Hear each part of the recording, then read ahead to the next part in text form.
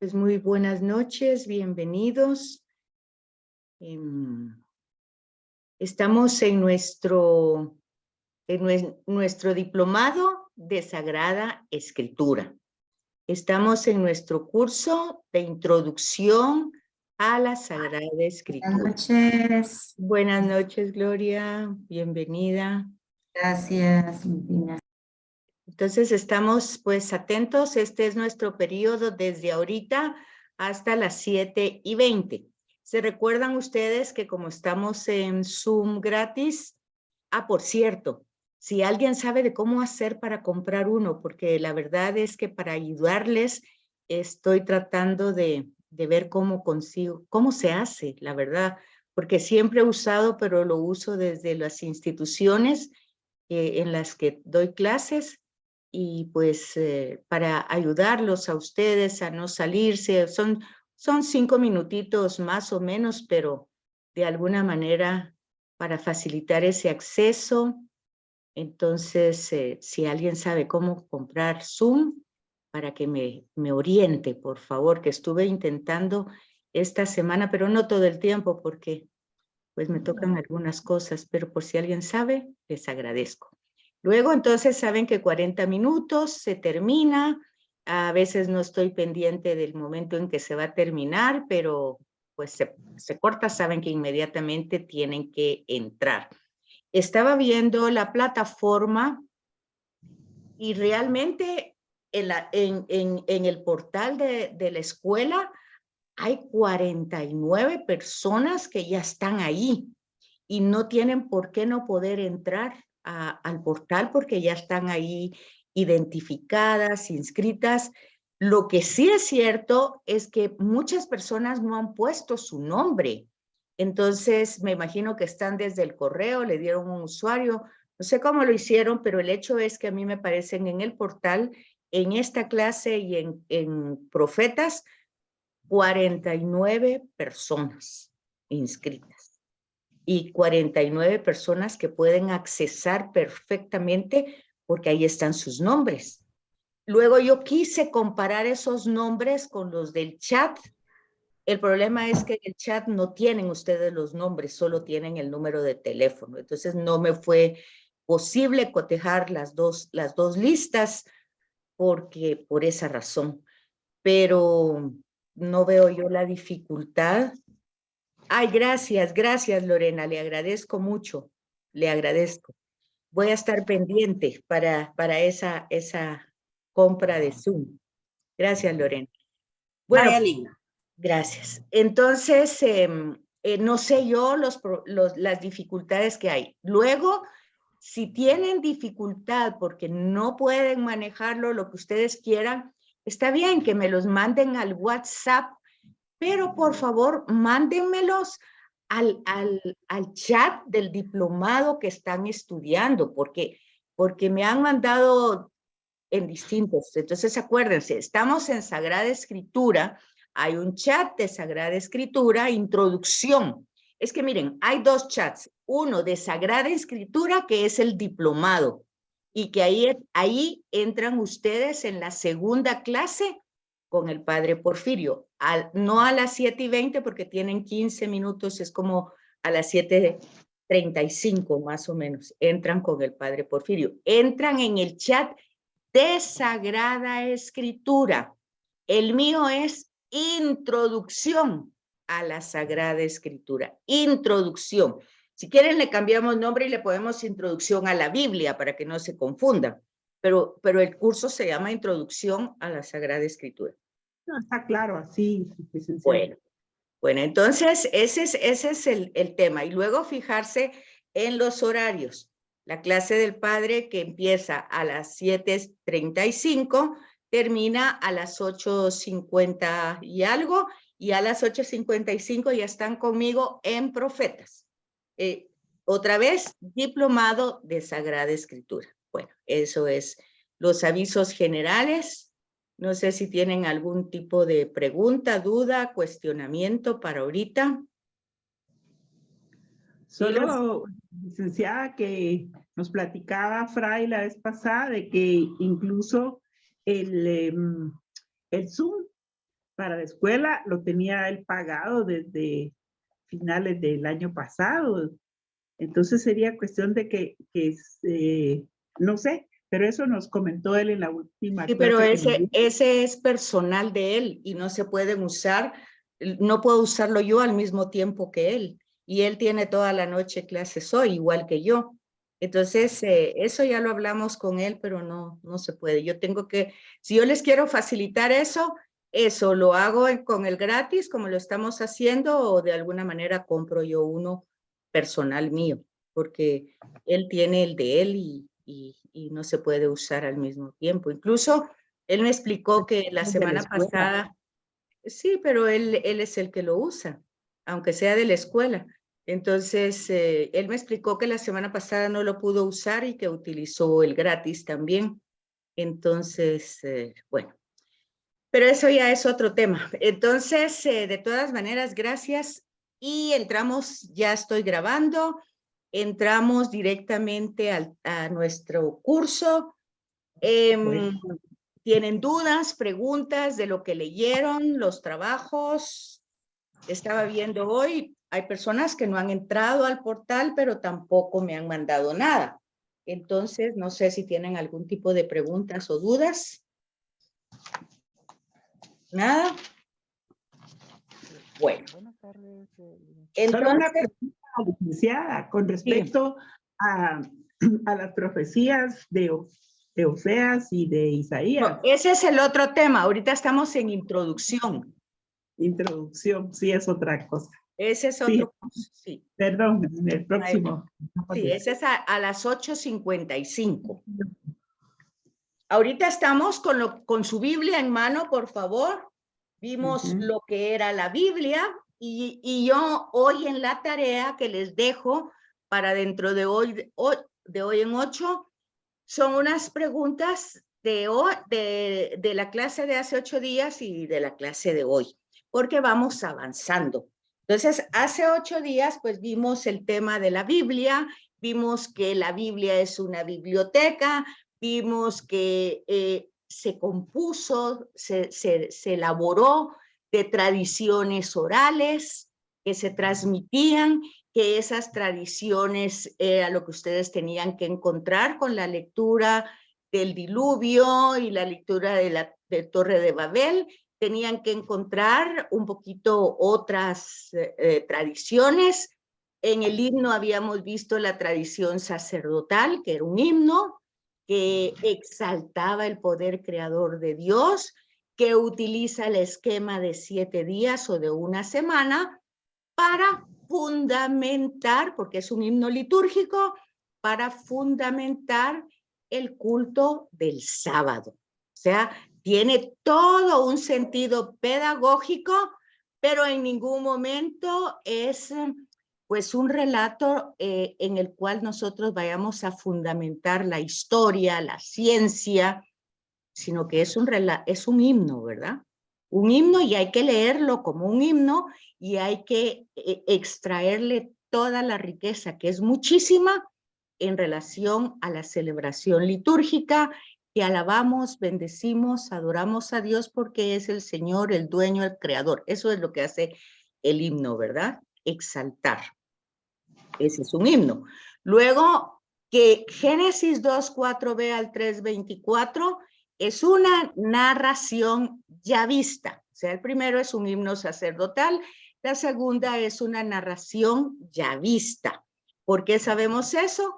Porque utiliza antropomorfismos y da el nombre, que no es un nombre, sino una representación de 4 letras, Yahvé. Y, H, B pequeña, H, tetagrama sagrado. Entonces, luego, y ahí teníamos 2 tradiciones que las habíamos visto y ustedes tenían que buscar las similitudes y las diferencias entre esas 2 narraciones. Las similitudes es una sola, ¿verdad? Dios es el creador de todo. Ese es el mensaje que dan las 2. Ahora, el himno lo hace exaltando ese poder creador y como es litúrgico, explicamos, que las acciones de Dios en la liturgia se realizan inmediatamente. Entonces, lo va creando pues con esa autoridad de la palabra que nosotros lo tenemos en la Eucaristía. Pusimos el ejemplo, ¿verdad? Lo que es una liturgia. Y luego el segundo, el yavista, pues es una tradición más antigua que la sacerdotal. Es una narración y dice lo mismo, que Dios lo ha creado todo, solo que lo hace narrando, contando, describiendo. Tampoco le tenemos que dar una interpretación histórica, científica, ni literal, sino que tenemos que fijarnos de toda la simbología que utiliza el yavista para podernos transmitir el mensaje. ¿Y cómo se hace eso? Con las notas de pie de página, que era el trabajo que ustedes tenían que hacer. Luego en el capítulo 3 entra el mal, el pecado, que dijimos que la palabra pecado es una palabra que tiene que ver con la aceptación o no aceptación de Dios.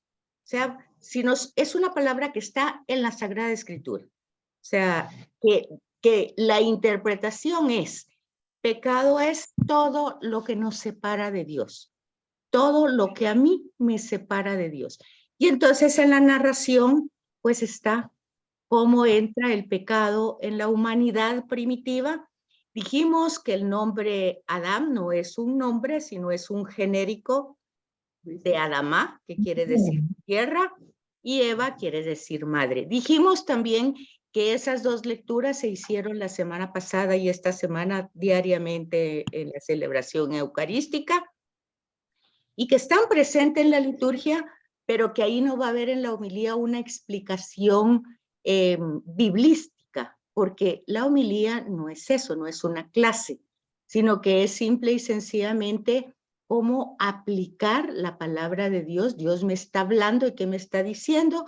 Pues que Él lo ha hecho todo, que lo que yo tengo, la vida, la salud, el trabajo, la casa, los hijos, lo que pueda tener, pues Él me lo ha dado. Y me lo ha dado porque, como se lo ha dado a todos, porque nos ama y porque de alguna manera considera que nosotros vamos a ser buenos administradores, o sea que vamos a compartir lo que tenemos con la gente que lo necesita. Ahora, si en el camino, pues nosotros decidimos hacer otra cosa, es el libre albedrío, la decisión que tomamos, pues esa decisión ya será lo que va a ser pecado o no pecado, ¿verdad? Y lo que nos va a separar o acercar a Él. Entonces, hay que fijarse en los contextos para no, porque a veces la gente dice, es que todo es pecado. No, todo no es pecado. Todo está dicho en Génesis 1 que es bueno y muy bueno. Entonces, no todo es pecado. Otra interpretación que dice, a veces la gente, es que el ser humano es malo, ¿no? Pues la revelación dice que el ser humano ha sido creado por Dios, que de Dios no ha salido nada mal y que es muy buena esa creación del ser humano. Y vio Dios que era muy bueno, porque lo creó a imagen y semejanza suya. Pero en el capítulo 3 tenemos el mal y vemos entonces a través de signos y símbolos que es el uso pues inadecuado de la libertad, lo cual se llama libre albedrío. Entonces se usa mal la libertad y entonces cae en una serie, decíamos, como una bolita de nieve que empieza con un acto de soberbia donde yo usurpo el poder, el nombre, la gloria de Dios y la quiero para mí, quiero ser como Dios. Y entonces ya luego, si yo no respeto a Dios, ya el capítulo 4, pues ya vemos cómo Caín mata a Abel y luego en el capítulo 5 vemos cómo se va desarrollando una civilización sin Dios y a tal punto que cuando estamos sin Dios, pues la destrucción de la humanidad es clara. Eso no es tan difícil entenderlo. Si vemos nuestra realidad que quiere estar sin Dios, pues vemos eso, vemos la destrucción, vemos las guerras, vemos cosas como sin, un poquito sin coherencia, sin congruencia.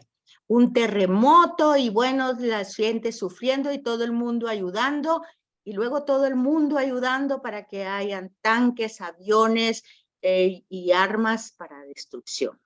Es un poquito eso, ¿verdad? Eso se ve en Génesis claramente, lo que es un escenario sin Dios. Entonces, no hay impunidad, pues no hay justicia, y uno solo ve la incongruencia de la humanidad. Por un lado una cosa, por otro lado otra. Entonces, no, pero no lo están haciendo por un temor de Dios, ¿verdad? Sino que hay otras razones. Bueno, entonces vemos la destrucción, que es Génesis del 6 al 9. Ahora, en esa lectura de Génesis del 6 al 9, ustedes tenían trabajo, claro, porque ya la primera parte ya la habían más o menos hecho, algunos ya me mandaron el trabajo, pero 6 al 9, pues era lo que tenían que hacer para esta semana. Ahí yo quisiera que ustedes comentaran qué cosas notaron del 6 al 9. ¿Qué les pareció como en esos 3 capítulos? ¿Qué les pareció como para digno de preguntar o de cuestionar o de hablar, ¿verdad? O de argumentar algo. Si alguien lo leyó, que me pueda compartir.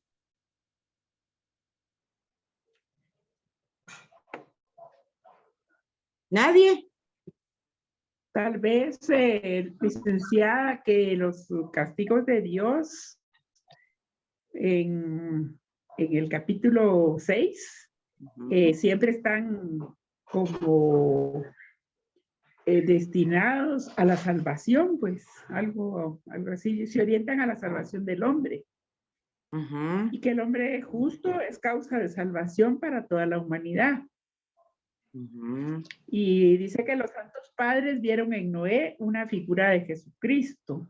Eso en 6:7 más o menos. Sería como un prototipo, ¿verdad? Como un prototipo, o sea, un tipo antes que Cristo, ¿verdad? No una figura de Cristo, sino un prototipo, una profigura, algo que está antes que puede como vislumbrar para entender mejor a Jesús, ¿verdad? Igual más adelante Abel va a ser, que diga Isaac, va a ser también un prototipo de Jesús.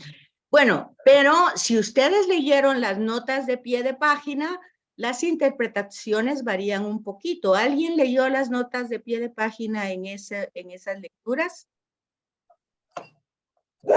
Uy. Sí. A ver, Margarita. Quiero oír eso. Bueno, aquí le habla Sonia, si gusta. Ah, Sonia, es que yo vi que entró alguien, pero no, vi que era, bueno, dígame. Vi que el diluvio, por ejemplo, lo presenta la Biblia como un nuevo punto de partida para volver a Dios. Ajá. Y que en muchas religiones se encuentran relatos relacionados a la destrucción de la humanidad.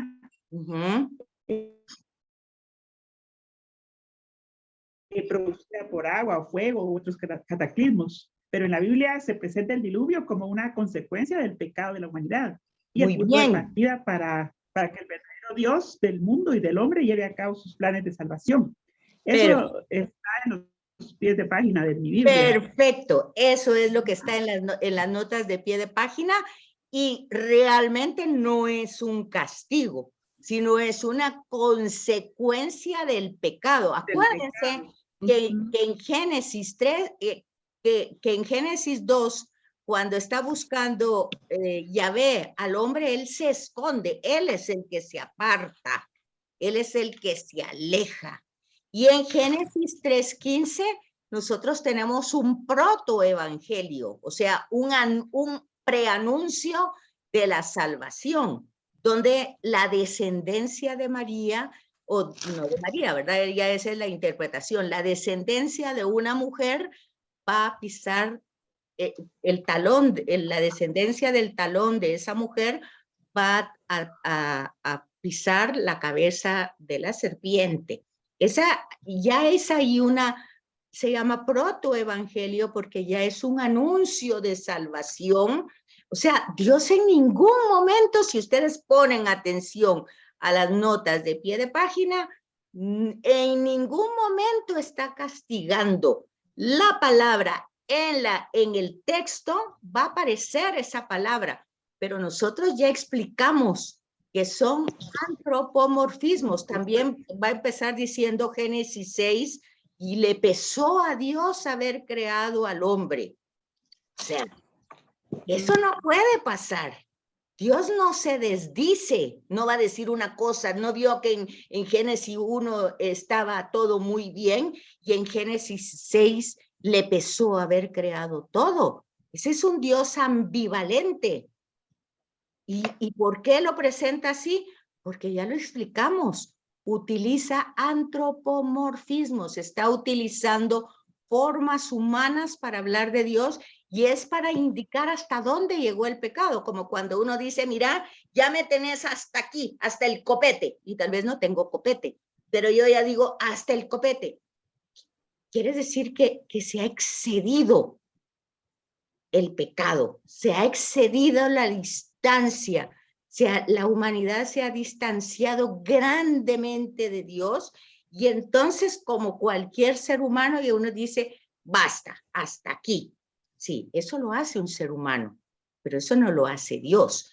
Pero en el texto está puesto con esas letras y le pesó a Dios haber creado al hombre, porque era mal desde su niñez, de su infancia. Bueno, pero para alguien que piensa, puede decir, bueno, pero ¿y no nos creó él? Entonces, ¿qué hacemos? ¿Verdad? Entonces tenemos que ir como captando esas que no son incoherencias, que no son tampoco dificultades, sino que ya vimos que eran tradiciones orales que se pusieron por escrito. Y al ponerse por escrito todas, ¿por qué se pusieron todas por escrito? Porque eran importantes, eran buenas, no se podían desechar porque tenía una riqueza de revelación, o sea, para indicar hasta dónde llegaba el mal, hasta dónde llegaban sus consecuencias, ¿verdad? Entonces, bueno, esa es una característica, perfectamente. Licenciada, una Sí. pregunta. Dígame.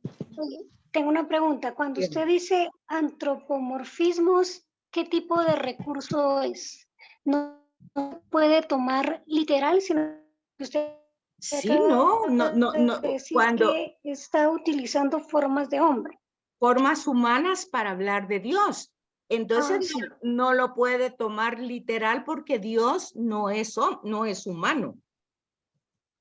Ya nosotros en Jesucristo vamos a tener una humanidad, pero esa humanidad ustedes se van a dar cuenta que en ningún momento castiga, que en ningún momento hace ninguna cosa contra el ser humano, al contrario. Entonces, es una de las características para ir viendo el hilo conductor, porque muchas personas, al no comprender esto desde el principio, dicen, no, es que el Dios del Antiguo Testamento es muy diferente al del Nuevo. El del Antiguo es violento, castiga, porque literalmente se dice así. ¿Qué manda? Sí. Bueno, ya no oigo a alguien si quiere hablarme, pero no oigo bien. ¿Sí me van captando? Yo estoy, licenciada. Licenciada. Dígame. ¿Ahora sí? No. Ahora sí, sí. Ahora no. Es que tiene, no sé, tiene interferencia. ¿Puede escribir la pregunta en el chat, licenciada? Sí, puede escribir la pregunta. Licenciada, yo encontré algo aquí muy interesante en la nota de pie de página que dice que el arca fue figura de la iglesia. Ah, mire. Solamente dentro de ella hay salvación y vida. Y abraza la iglesia toda especie de pueblos y clase de personas. Las aguas de la tribulación la elevan siempre más y más hacia el cielo. Se fija, ¿verdad? Entonces Eso leí yo en el pie de página. es una metáfora, ¿verdad? Es una metáfora que más adelante, hasta eso ya es en nuestro tiempo, que va a representar pues la iglesia, ¿verdad? En fin, es importante que ustedes se den cuenta entonces de lo necesario que es leer las notas de pie de página, porque no se trata que nos inscribamos en este curso para seguir cultivando las mismas ideas que ustedes traen. Claro que lo que yo estoy compartiendo con ustedes no son mis ideas, por eso la exigencia de leer las notas de pie de página, porque yo no quiero que ustedes me comenten lo que ustedes han aprendido, sino lo que están aprendiendo ahorita, leyendo el texto y la nota de pie de página. Bueno, aparte de eso, esos 3 capítulos, 6, 7, 8, son 4 capítulos casi, pues se van a dar cuenta ustedes si lo leyeron con atención. Si no lo leyeron con atención, no se van a dar cuenta. Pero si ustedes leyeron, se van a dar cuenta de algo que yo dije al principio, que las tradiciones, al principio del curso, que las tradiciones están yuxtapuestas. Acuérdense que les dije que tenían que hacer un glosario. Ya van muchas palabras y no sé si lo están haciendo, pero yuxtapuestas quiere decir que casi una tradición va encima de otra, que es muy difícil encontrar la diferencia entre una yavista, una eloísta y una sacerdotal. Por ejemplo, ese tema de que el arca es la iglesia, obviamente es sacerdotal la interpretación, es una interpretación sacerdotal. Pero luego, cuando va a utilizar formas humanas para hablar de Dios, es tradición yavista. Y cuando va a utilizar elementos, porque va a utilizar elementos, va a utilizar una paloma, va a utilizar varios elementos que van a ir significando la presencia de Dios, es la tradición eloísta. Entonces, nosotros si lo leemos así de corrido, sin ponerle atención, no nos damos cuenta. Pero ¿cómo nos podemos dar cuenta? Por la repetición. Si alguien puso atención en la lectura, se va a dar cuenta que dice en un momento, y Dios dijo, y de pronto en el siguiente renglón no dijo nada, sino que dice, y no entra, bueno, está como, y si nos ponemos el trabajo de ver cuál era la continuación de esa tradición, pues lo encontramos. Yo les decía que habían unas Biblias que tenían pintados de distintos colores las tradiciones yuxtapuestas para que uno fuera viendo la consecuencia de un texto, de una tradición que está pues mezclada con otra. No sé si alguno de ustedes lo captó. Sí, ¿Nadie? Sí. Sí, Loti, ¿usted sí lo captó? Yo lo leí, nada más. Pero no lo Pero captó. estoy tratando de captarlo. Bueno, Lo pues. estoy tratando de captar en dos cosas, nada más. Pero... Ok, bueno. Entonces, ahí tienen eso. Y luego, obviamente, la tradición que está al final en el capítulo 11, que es la Torre de Babel, ¿verdad?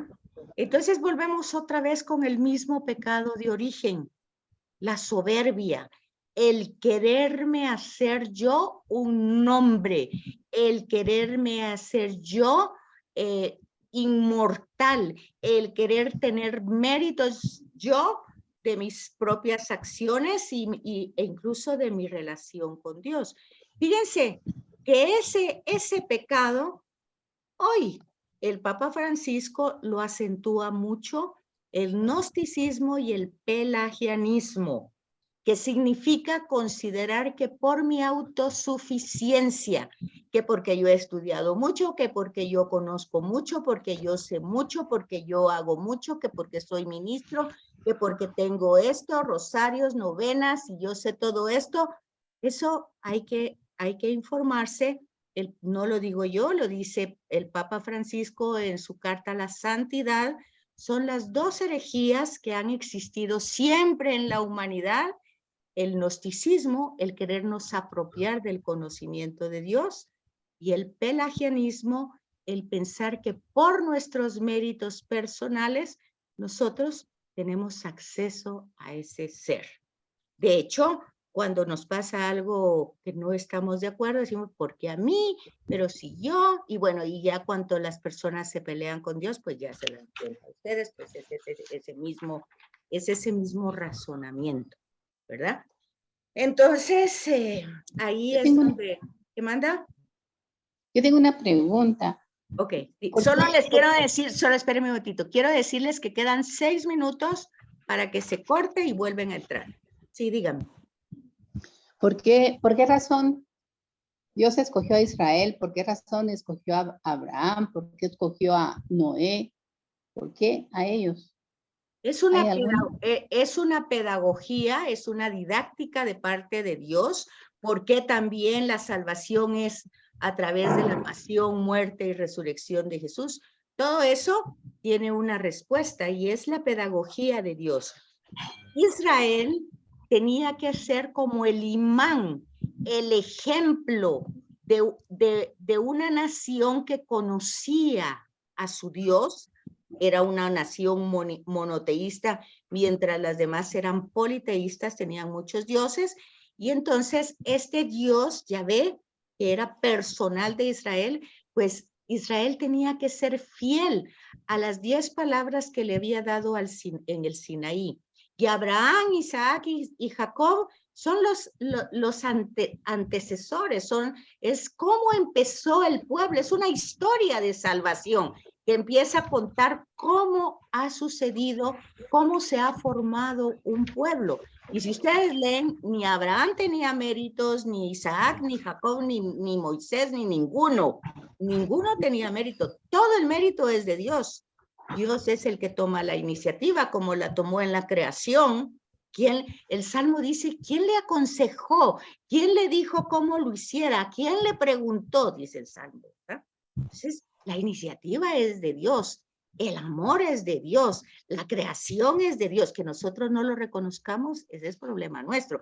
Y el problema más serio de Israel, que es el problema nuestro, es que a pesar de ver todas las maravillas que hace en la historia de Israel, pues a la hora de la hora se rebelan, ¿verdad? O sea, cometen el pecado, ¿verdad? Dice David, cometí el pecado que tú aborreces. A conocimiento que se está haciendo, ¿verdad? Entonces, en fin. Pero es una pedagogía. La historia de la salvación es una historia pedagógica, didáctica, que se supone es igual que nosotros. Ustedes son sal y luz, dice Jesús. Bueno, si tenemos que ser sal, es para sazonar la realidad, no para que la realidad nos absorba a nosotros. Si somos luces, para iluminar la realidad, no para que nosotros jalemos con la tiniebla de la realidad y querramos meter a Dios cambiando esa realidad. Somos nosotros. ¿Sí? ¿Está bien o no? Perfecto. Sí.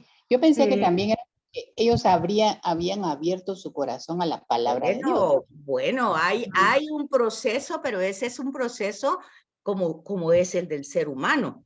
Pero eso también somos nosotros. La palabra está dirigida hacia nosotros y nosotros vamos a colaborar o rechazar esa palabra. Eso es así. Y si la aceptamos, vamos a ir en el proceso, no la vamos a hacer de un día para otro. Por eso decía el Papa Benedicto, decía, no demos por descontado la fe. O sea, no podemos decir, no, yo ya tengo fe, yo sí creo. Pues no podemos decir eso, porque ese es un proceso hasta el último día de nuestra vida. Un proceso de conversión y un proceso de formación. A ver, María Cruz, ¿sí? ¿O era la que me estaba hablando? Sí, ¿verdad? Hola, ¿qué tal? No, soy yo, María Cruz. Hola, María. Sí, respecto al tema que estamos hablando ahorita, yo leí que decía así, ¿verdad? Que Abraham, la familia de él, Dios le eligió, no fue por mérito, como usted dice. ¿Verdad? Y que Dios, cada vez que ellos cometían un error, Dios mismo se encargaba de salvarlos de su error. Exacto. Porque Dios también lo libró mucho a Abraham cuando no puede tener hijos de varias personas, ¿verdad? Hasta que, bueno, se dio el caso. Y luego cuando, el hijo de Isaac se llama Jacob, creo yo, ¿verdad? Ajá. Esaú y Jacob son los dos. Exacto. Respecto a su último hijo, José, que lo vendieron sus hermanos. ¿Se dan Y cuenta? volvió Ajá. todo. Entonces ahí fue donde yo encontré el enlace de la primera promesa que hizo Dios Ahí está. con lo que se enlaza de Jesucristo. Muy ¿verdad? bien, la Ahí está. felicito. Perfecto, ahí está, María. Ahí está. Gracias. Ese es entonces el hilo conductor que llega hasta nosotros. Es un hilo conductor, es una interpretación que no cambia. Siempre vamos a ver la actuación de Dios. Por eso, la clave de interpretación es que Dios nos ama. Entonces, cuando nosotros tenemos un conflicto, un problema que no podemos entender, no podemos sacar el amor de Dios, sino que descubrir en esa circunstancia difícil, ¿qué es lo que ese amor me quiere enseñar hoy? ¿Qué debo aprender en esa circunstancia?